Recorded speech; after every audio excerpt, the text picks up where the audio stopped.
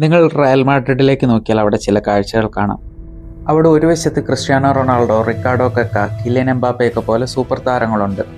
മറുവശത്ത് Raul Gonzalez, Iker Cassius പോലെ club തന്നെ വളർത്തിയെടുത്ത ലെജൻഡറി താരങ്ങളുണ്ട്.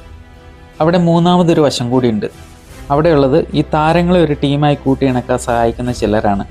ക്ലബിനായി തങ്ങളുടെ രക്തവും വിയർപ്പും ഒക്കെ ചീന്തി ടീം ആവശ്യപ്പെടുന്ന ഏതു വേഷവും എടുത്തണിയുന്ന ചില താരങ്ങൾ.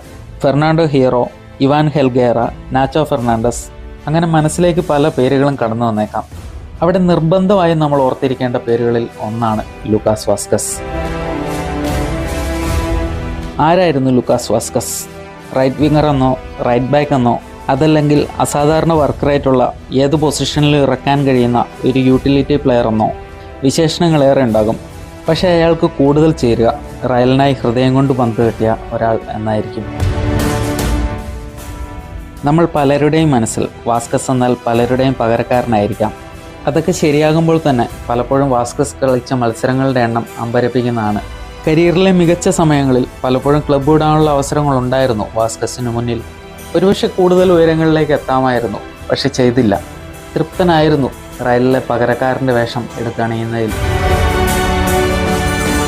മറക്കാൻ കഴിയാത്ത വാസ്കസിൻ്റെതായ ഒരുപാട് നിമിഷങ്ങളുണ്ട്.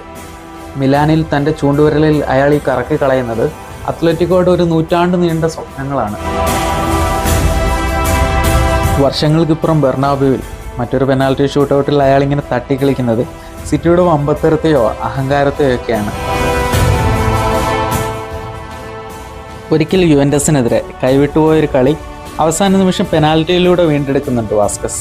പിന്നീട് അത് ക്രിസ്ത്യാനോ ഗോളാക്കുമ്പോൾ പിന്നിലുള്ള വാസ്കസിനെ അധികമാരും ശ്രദ്ധിച്ചിട്ടുണ്ടാകില്ല. പക്ഷെ മാഡ്രിഡിൻ്റെ ഒരു പ്രത്യേകതയുണ്ട്. വാഴ്ത്തി പാടുന്നവർ മാത്രമായിരിക്കില്ല അവരുടെ ഹീറോസ്. അത് അവർക്ക് വേണ്ടി രക്തവും വിയർപ്പും ഒക്കെ ചീന്തുന്നവർ കൂടിയാണ്. അതെ, വാസ്കസ് അവിടെ അവരുടെ ഹീറോയാണ്.